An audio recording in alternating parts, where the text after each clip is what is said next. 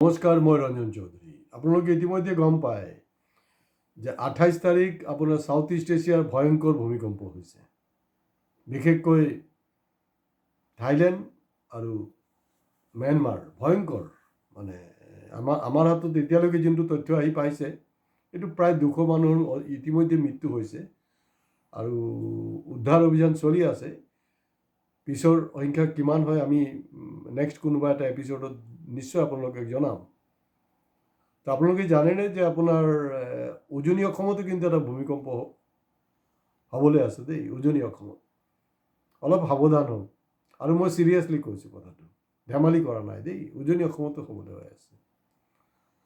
যদি পেপাৰবিলাক পঢ়িছে বা এনে দুনিয়াৰ অলপ যদি খা খবৰ ৰাখিছে, মন কৰিব যে আমাৰ বৰুৱাদেউ কিন্তু আহি আছে দেই।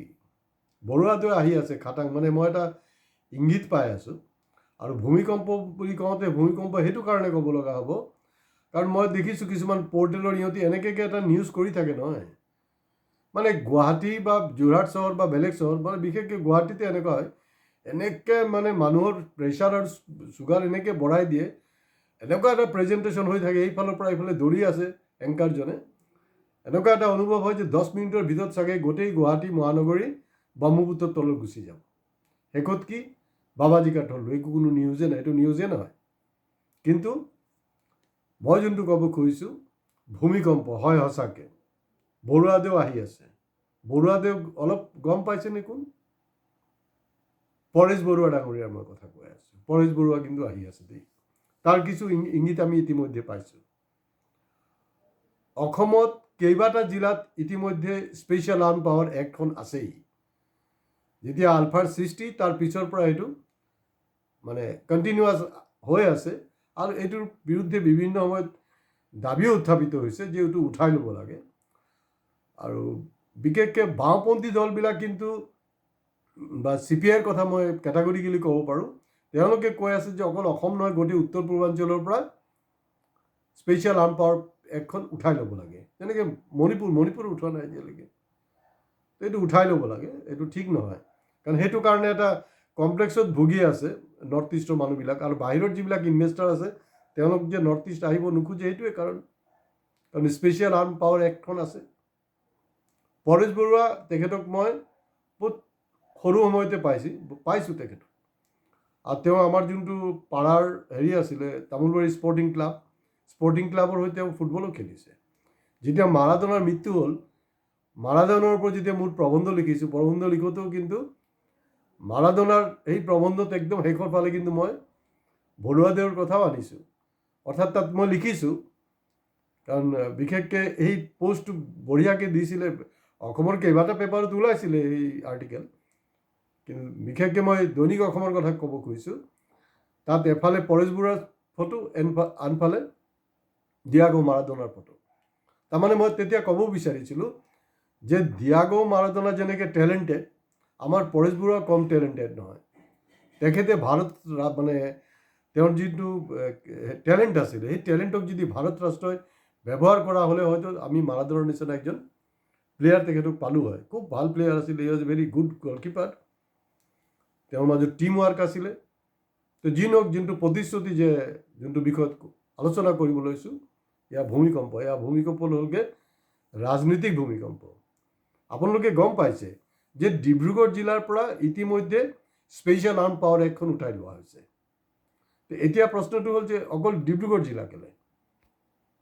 গোটেই অসমৰ পৰা উঠাব লাগে, বা গোটেই অসম নহ'লেও কমচে কম উজনি অসম, অৰ্থাৎ তিনিচুকীয়াৰ পৰা একেবাৰে গোলাঘাটলৈকে গোটেই অঞ্চলৰ পৰা উঠাই ল'ব লাগে।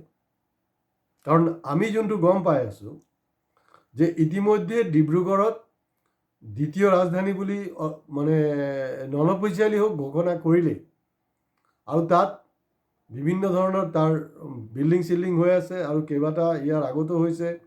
আপোনাৰ এই যোৱা 15 আগষ্টতো আমাৰ মুখ্যমন্ত্ৰী ডাঙৰীয়া ইয়াত অনুষ্ঠান কৰিছে, ডিব্ৰুগড়ত ফ্লেগ হোষ্টিং কৰিছে।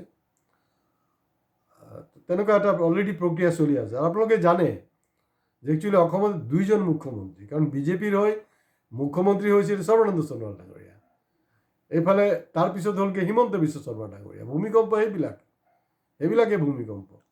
তো গতিকে এটা ৰাজ্যতো দুইজন মুখ্যমন্ত্ৰী থ'ব নোৱাৰে নহয়, এইটো এটা টেকনিকেল সমস্যা আছে। আৰু উজনি অসম উন্নয়ন মঞ্চ, যোনটোত এটা সময়ত প্ৰমোদ গগৈ, ধ্ৰুপদ বৰগোহাঁই ডাঙৰীয়া খুব ওতঃপ্ৰোতভাৱে জড়িত আছিলে, তেওঁলোকে উজনি অসমৰ কয়লা, তেল, খনিজ পদাৰ্থ, প্ৰাকৃতিক সম্পদৰ ওপৰত অধিকাৰৰ কথা তেওঁলোকে ছেপাৰেট ষ্টেট ডিমাণ্ড কৰা নাছিলে, কিন্তু এটা পেৰেলাল বা ছাবষ্টিটিউট আৰু এটা কেপিটেলৰ কথা কৈছিলে। তো গতিকে ইতিমধ্যে হ'লেই। আৰু এটা পজিটিভ হ'ল যে এইটো উইড্ৰ হৈছে। যোন ডিব্ৰুগড় জিলাত, আমি ভাবোঁ এইটো ডিব্ৰুগড় জিলা বুলি ক'লে ভুল হ'ব, এয়া আলফাৰ মেইন ঘাটিটোৱে আছিলে আপোনাৰ অবিভক্ত ডিব্ৰুগড় তিনিচুকীয়া জিলা। আৰু 1996 কথা মই কৈ আছোঁ, তিনিচুকীয়া জিলাৰ তদানীন্তন যিজন SP আছিলে RP সিং ডাঙৰীয়া, তেওঁ নিজৰ বাসগৃহৰ পৰা কাৰ্যালয়লৈ আহোঁতে তেওঁক মানে আলফাই গুলীয়াই হত্যা কৰিছিলে, লগত আৰু 5জন আপোনাৰ আৰক্ষী কৰ্মী মৃত্যু হৈছিলে।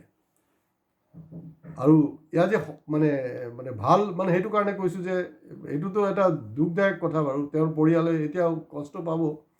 কিন্তু আমাৰ হাতত নিউজ আহি পাইছে কি যে তেওঁলোকক CBI স্পেচিয়েল আদালতৰ যোনটো ইনভেষ্টিগেশ্যন হৈ আছিলে, তেওঁলোকক কিন্তু যিকেইজন তাত কনভিক্টেড আছিলে, তেওঁলোকক কিন্তু ইতিমধ্যে কৰিছে আৰু মুক্তি দিছে একদম এই পৰাই আৰু একদম ক্লিয়াৰ কৰি দিছে আৰু এতিয়া আৰু এইটো কেছ ক্ল'জ।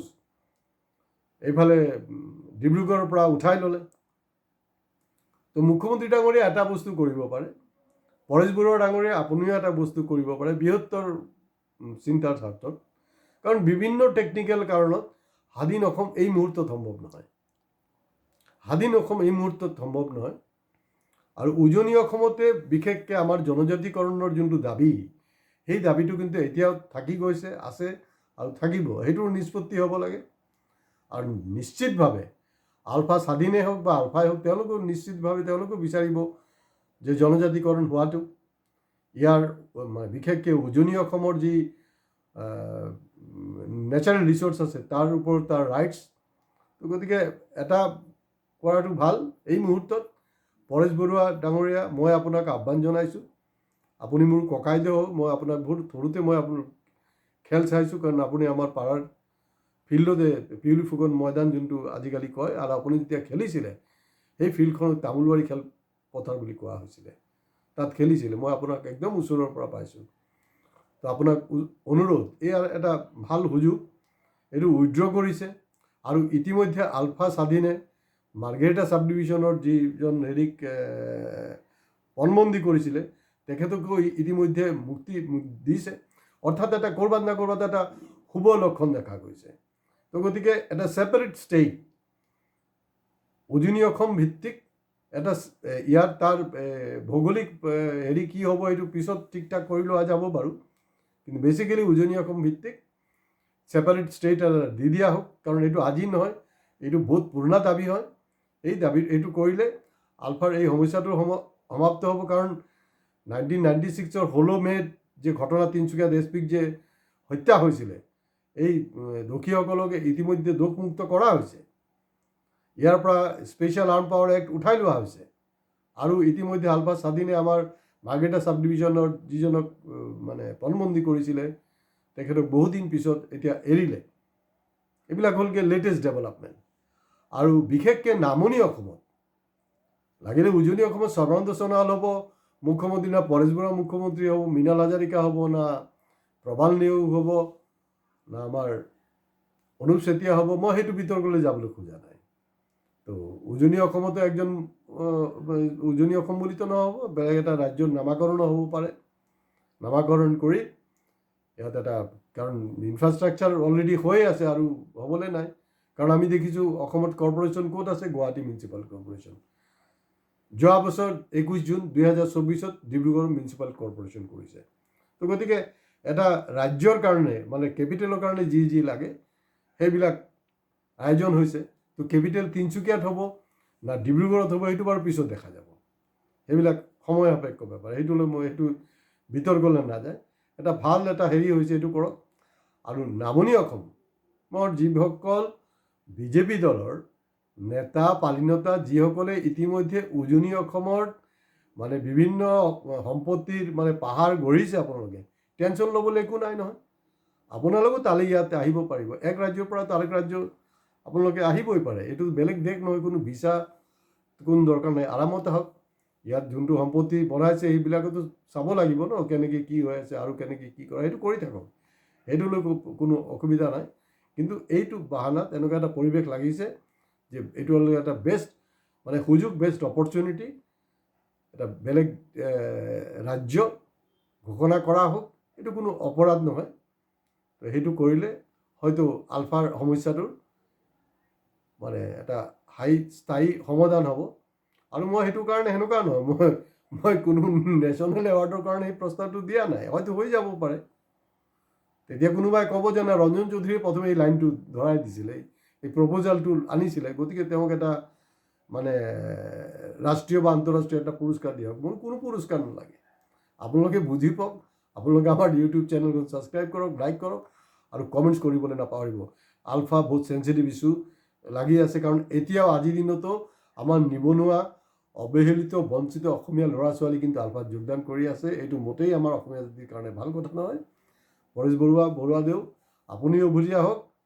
স্বাধীন অসম নহ'লেও আমি স্বাধীন এটা ৰাজ্য কমচে কম লওঁ, এইটো আমি আশা কৰিছোঁ। আৰু চৰকাৰ, কেন্দ্ৰীয় চৰকাৰেও সেইটো বিবেচনা কৰা উচিত। কাৰণ যদি মুখ্যমন্ত্ৰী ডাঙৰীয়া কৈছে যে অমিত শ্বাহ ডাঙৰীয়াৰ আদেশত, পৰামৰ্শত এইটো স্পেচিয়েল আৰ্ম মানে এক্টখন উঠাই লোৱা হৈছে, যদি উঠাই লোৱা হৈছে, তেতিয়া অমিত শ্বাহ ডাঙৰীয়া আৰু আমাৰ নৰেন্দ্ৰ মোদী ডাঙৰীয়া তেওঁলোকে উদ্যোগ লৈ ইয়াত ছেপাৰেট ষ্টেটৰ এটা প্ৰক্ৰিয়াটো আৰম্ভ কৰক। আজি ইয়াতে শেষ কৰিছোঁ। নমস্কাৰ।